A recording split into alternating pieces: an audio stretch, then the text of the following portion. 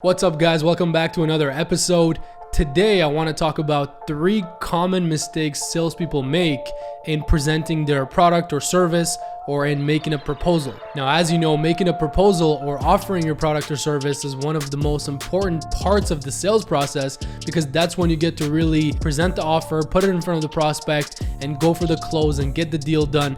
It's one of the most important parts of the sales process that most salespeople look towards, but then when they get there, they slip up and they make these common mistakes. So I want to make you aware of them so that you don't make these mistakes and you don't repeat the pattern that I see so many sales professionals repeat across different industries. And over my years of being in sales and business, these mistakes are so common, but also so easy to avoid. So let's get right into the first one. The first common mistake that I see a lot with sales professionals is that they never actually present an offer or a proposal.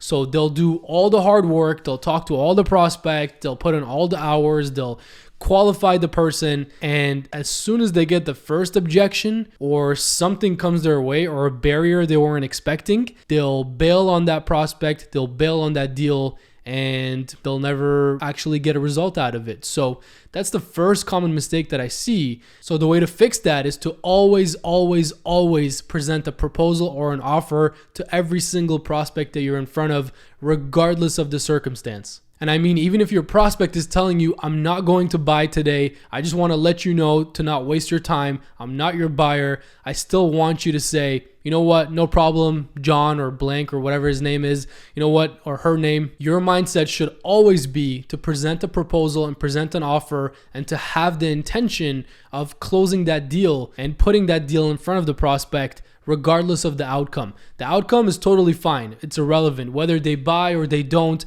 there's tons of prospects out there and we'll continue to fill the pipeline and get in front of more prospects and get the results that we're after regardless.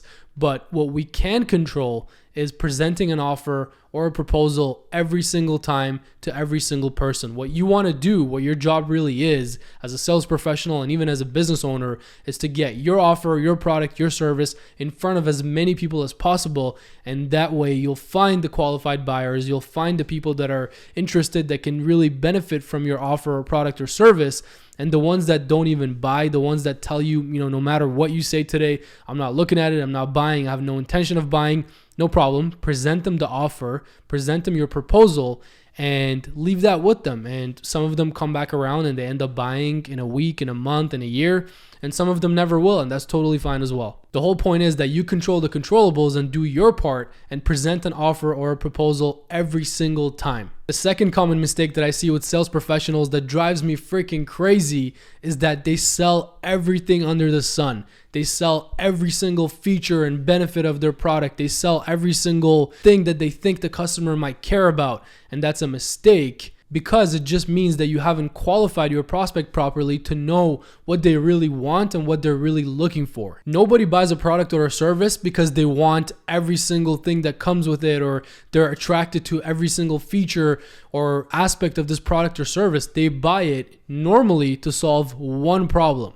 if not 2 or 3, or they might be interested in a couple variations of your product or service.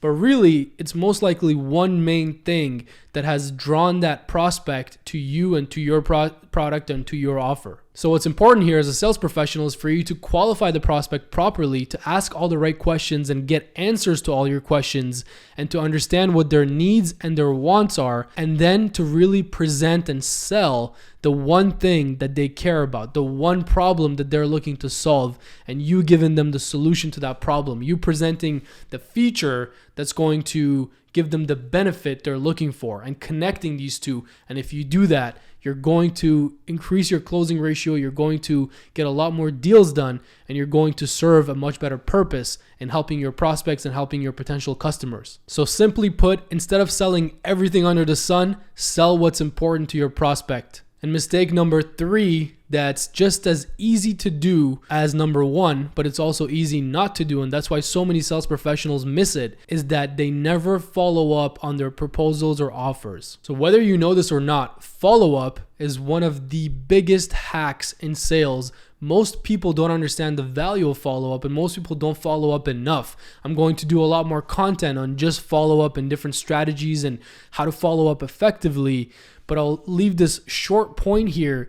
The mistake that a lot of you are making with your proposals and with your offers is that you never follow up on them. Once you leave the prospect with an offer or with a proposal, you don't bother to follow up on that prospect, even though you've done all this work, even though you've met with them before, even though now they're a warm lead that is at your disposal and that you can take advantage of to close the deal, you still choose to not follow up and continue prospecting cold leads and start the process all over again, as opposed to thinking, hey, I've already introduced myself to this prospect. We know each other. We have some trust and credibility there already. They already know my product and service.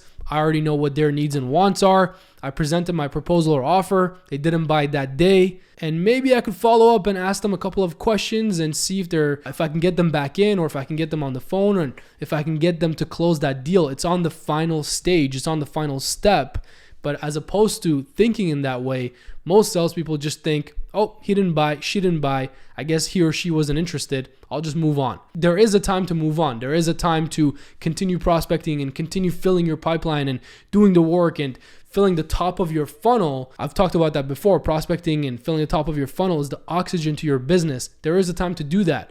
But that doesn't take away from you following up with your inventory of current prospects and people that you have at your disposal. And that's why mistake number 3, and one of the biggest mistakes you could make, is to never follow up on your proposals or your offers. Those are warm, some even hot leads that have already seen and know your product or your service, and they're only one step, one nudge, one objection handle, one push away from closing the deal and doing business with you. And as a sales professional, you need to commit yourself to closing deals and getting your product or service in people's hands and to following up until the deal is done or until you know for sure that person is not buying. So when it comes to proposals or offers, those are the 3 common mistakes that I see with salespeople across all industries that I've worked with in the past or that I work with today. And I continue to see this mistake. And unfortunately, a lot of business owners and entrepreneurs are also unaware that they're making this mistake or that their sales teams are making this mistake. And that's why a lot of people are leaving money on the table, missing deals, and not really living up to their potential when it comes to their own sales targets, their own income, and to their business's revenue. So again, to wrap it up, the 3 common mistakes are: you're not presenting an offer or a proposal to every single prospect you're in front of. You're selling everything under the sun versus selling what's actually important and valuable to your prospect that's in front of you. And you're not following up on your proposals and your offers. So correct these 3 things as of today, and I promise you, you're going to increase your sales, you're going to increase your income and the revenue for your business. All that being said, I hope you got a lot of value out of today. I hope you enjoyed today's video. Make sure to like the video and comment below. Let me know if you are making these mistakes and if you've corrected these things now, if you learned something from this video that you're going to apply to your sales career or to your business that you're excited for. And as always, make sure to subscribe to the channel and hit the notifications button so you can get alerted when I'm dropping new videos. There's a lot more content coming: sales strategies, business strategies, and life strategies. I'm excited for you to get all this content, all this value. And on that note, I'll see you in the next video.